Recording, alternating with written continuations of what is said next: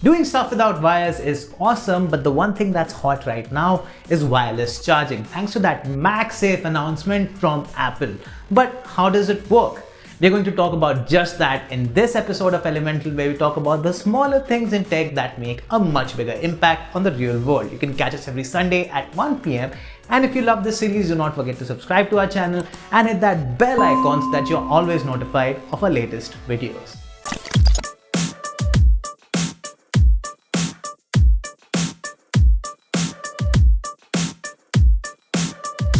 Now, wireless charging has been around for quite some time now. If your flagship smartphone was purchased within the last 2 years, there's a high chance that it does support wireless charging.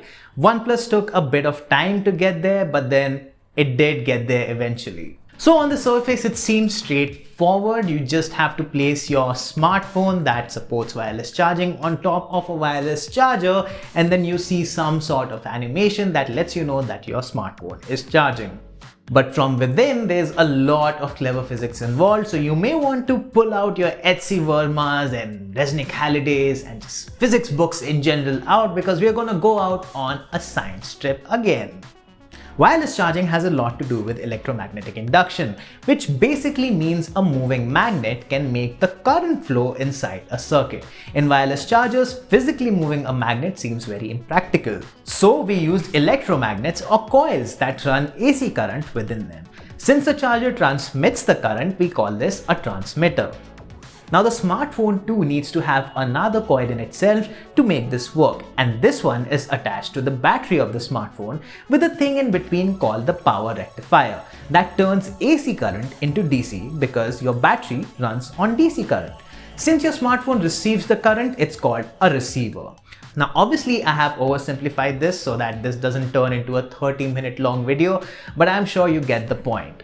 Now you can increase the efficiency of wireless charging by either increasing the thickness of the wire or increasing the length of the coil, or just by plain brute force by introducing more power in the form of more wattage into the wireless charger.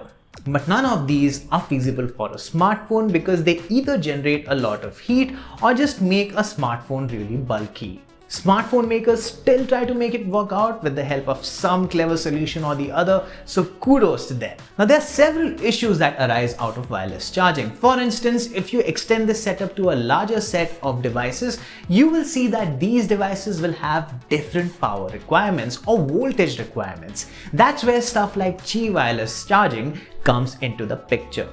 Now you may think that Qi wireless charging is the only wireless charging standard out there, but you also have PMA or Power Matters Alliance and also Air Fuel. Next, as I mentioned before, wireless charging also emits a lot of heat, and it's not very comfortable to use a smartphone that has been wirelessly charging for a while. Next, you have low charging speeds, like really slow, Heinz ketchup slow. Most wireless chargers can reach up to 15 watt of power, but some are slowly catching up. OnePlus, Samsung and Apple boast higher power outputs around 30 watts through clever solutions. Xiaomi and Oppo too have come up with 55 watt and 65 watt wireless chargers respectively that can charge a 4000 mAh battery in less than half an hour. Then you have the whole thing of not being able to place your smartphone correctly on top of a wireless charger. This actually has been fixed with the help of anti-slip pads and also magnets. In fact, Pranay had a really interesting question to ask, and that was, if you're using permanent magnets, wouldn't that interfere with the electromagnetic field generated by the emitter and the receiver? It turns out if you keep two permanent magnets at a particular angle, they actually cancel out the magnetic field around them, so there's technically zero net loss or gain in energy.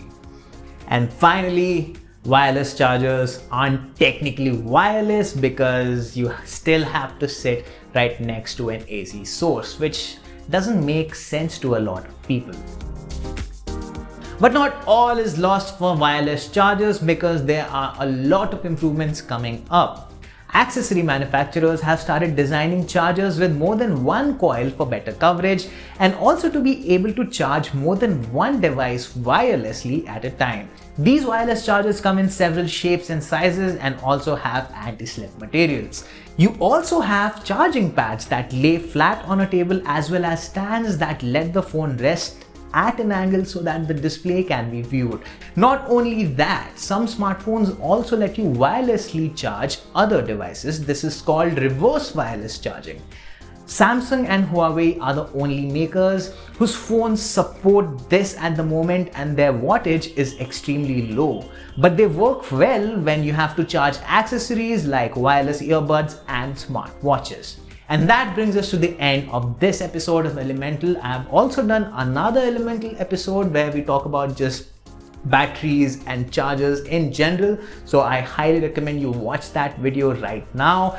If you learned something, do not forget to share this with your friends, and remember that new Elemental videos come out every Sunday at 1 p.m, so don't forget to subscribe to our channel. And for all things tech, log on to gadgets360.com.